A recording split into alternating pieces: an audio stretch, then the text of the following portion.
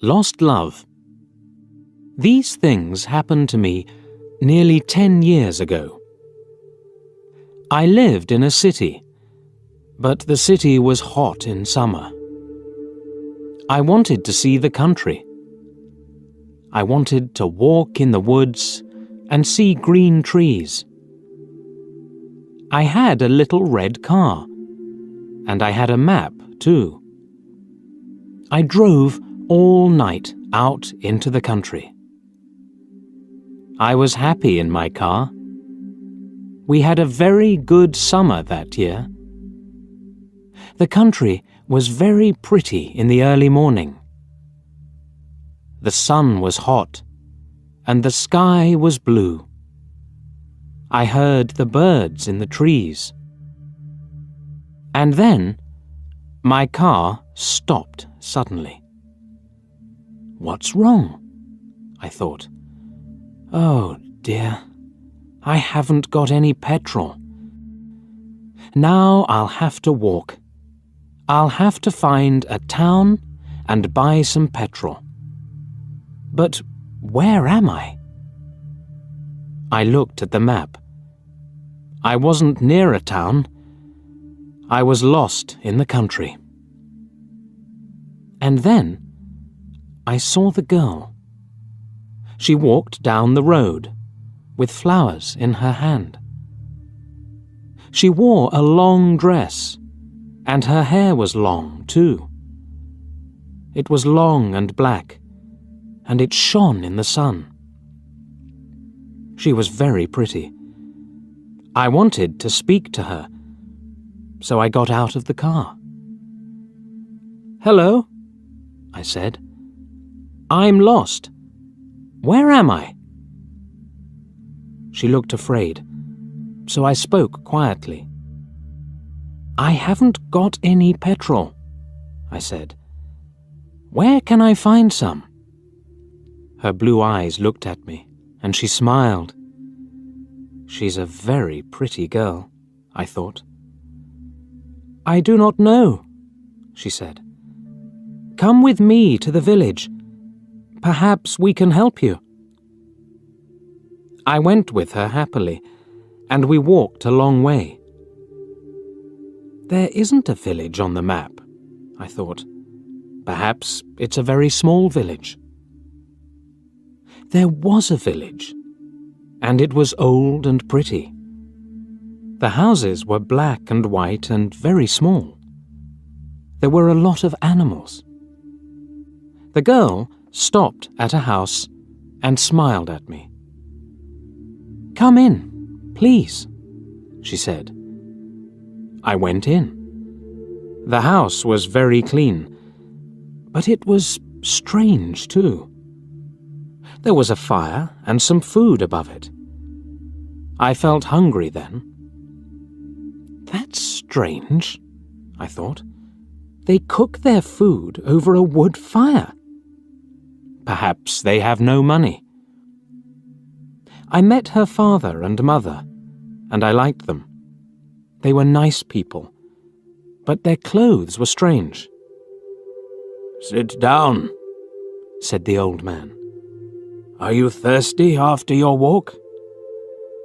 He gave me a drink, and I said, "Thank you." But the drink was strange too. It was dark brown and very strong. I didn't understand, but I was happy there. I asked about petrol, but the old man didn't understand. "Petrol?" he asked. "What is that?" This is strange, I thought.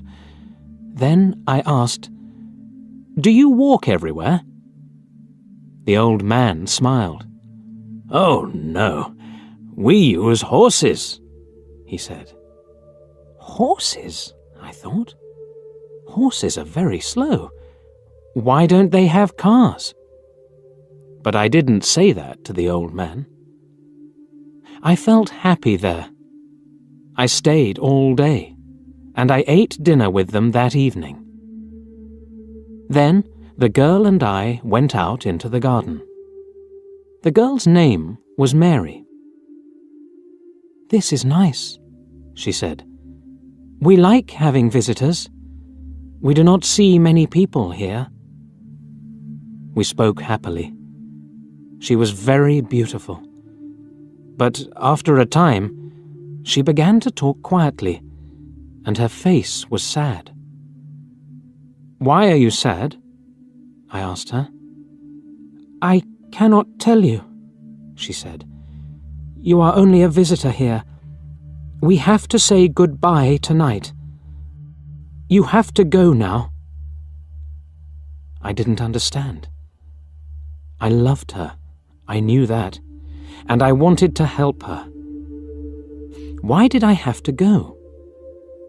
But Mary said again in a sad voice, "You have to go. It is dangerous here." So I said, "I'll go to the next town and find some petrol. Then I'll come back." She didn't speak. "I love you, Mary," I said, "and I'll come back to you. You won't stop me." She said goodbye to me at the door. Her face was very sad, and I was sad too. I didn't want to go. It was midnight. The night was very dark, but I walked and walked. I was very tired when I saw the lights of a town. I found some petrol, and then I asked the name of the village. But the man at the garage gave me a strange look. "What village?" he asked. I told him about the village. I told him about the old houses and the people with strange clothes. Again, he gave me a strange look. He thought, and then he said, "There was a village there, but it isn't there now. There are stories about it, strange stories." "What do people say about it?" I asked. He didn't want to tell me, but then he said, "There was a big fire in the village. Everybody died. There aren't any people or houses there now." "How did it happen?" I asked. "And why?" "Oliver Cromwell killed them," he said. "He was angry with the villagers because they helped the king in the war." I couldn't speak. This isn't right, I thought. That war happened 350 years ago. Then I remembered the strange clothes, the long hair, the food over the fire, and the old houses. And I remembered, too, about the horses. "But I don't understand," I cried. "I saw the people and the village. I spoke to some people there." The man looked quickly at me, and then he spoke. "There's an interesting story about the village. For one day, every 10 years, it lives again. But only for one day. Then it goes away again for another 10 years. On that one day, you can find the village, but you have to leave before morning, or you will never leave."